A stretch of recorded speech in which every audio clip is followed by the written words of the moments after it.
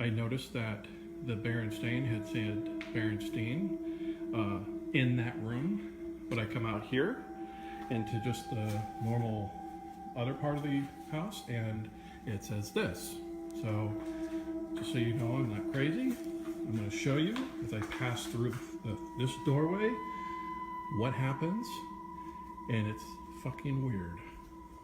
All right, it happens when it gets in the room.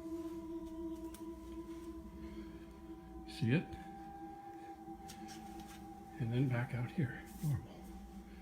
Yeah, what the fuck? That shit is changing right there. Anyway, shit is changing right. All right, so I'm gonna need y'all to humor me with this, but I definitely think this is worth talking about. Let's just humor me with this, all right? So, if you believe in the Mandela effect, then you believe in the effect of the particle accelerator, period, if that's what you believe, okay? So follow me with this idea, because this is what I think, because I do believe that the particle accelerator collider effect was real. So normally in a situation like this, you're going to call it a flashpoint, but we're going to call it the collider point, all right? So here's what I think, and this is why I think that something like this necessarily could be a possibility, because it's just something I believed way before this video came out. So normally when you believe in a time split, then basically at that point, right there at that collider point, we branch off into a different timeline. In theory, this is our logic to this situation, right? As far as how it seems to be explained to us, we branch off. We are now forever going forward on that collider timeline from this moment on, right?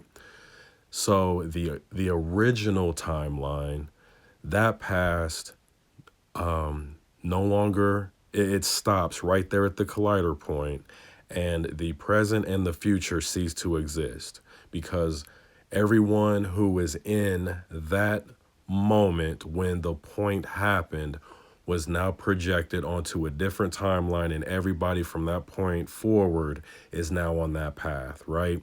That's how we think of a point where it fractions off, right? What the hell?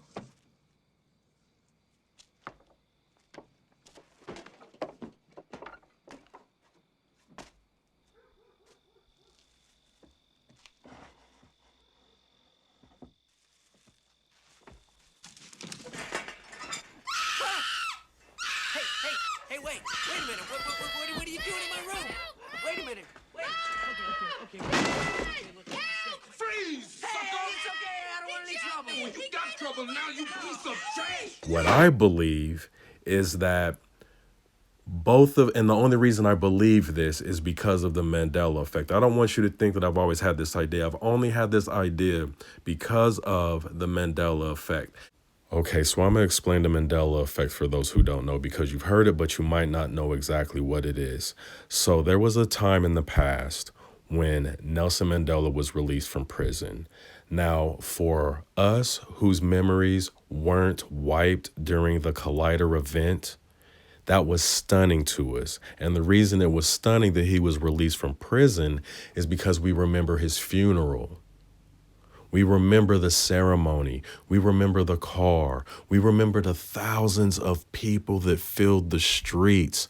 It was a worldwide ceremony, celebration of life, funeral event.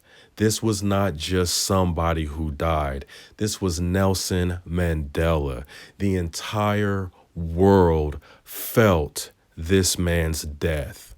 We remember it on TV and watching it. I was about 12 when it happened, 11, 12, 13, somewhere around in there. I remember being too young to really not understand who he was as a person, but I understood that somebody huge from another country died from Africa and his name was Nelson Mandela. Like, that's about the age that I was at, but I still remember, is my point.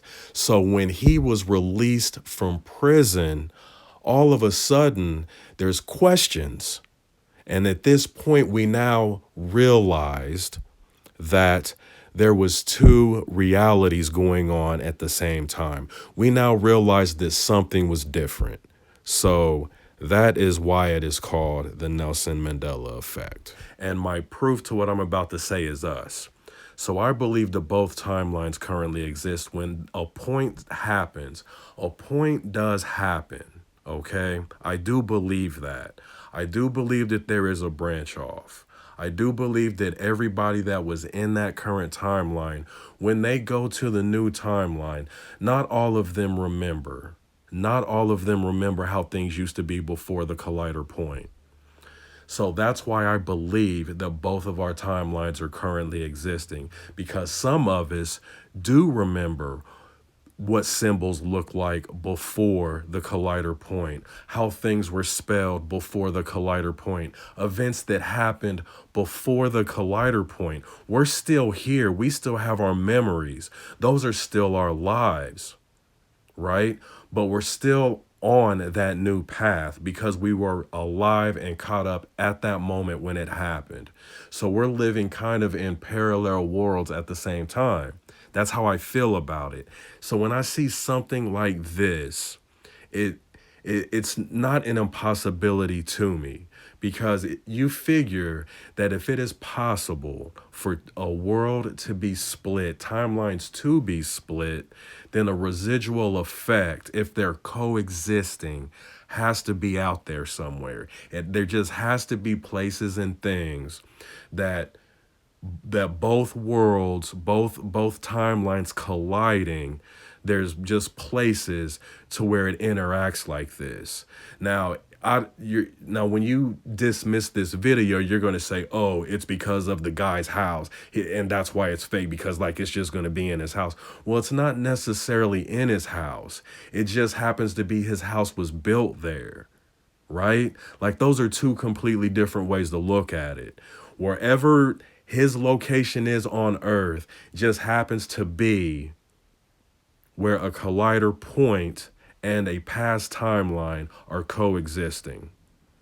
That's not that big of a deal if all of this stuff is real. Then things like this are going to happen. I'm surprised there hasn't been more videos like this, to be honest with you. Now, again, I'm not saying it's real. I'm just saying that this video isn't that far out of realm according to what I believe when it comes to the Mandela effect. That's all I'm saying. So just let me know what you think about that, this video, Mandela effect, whatever it is. Just let me know what you think, as usual.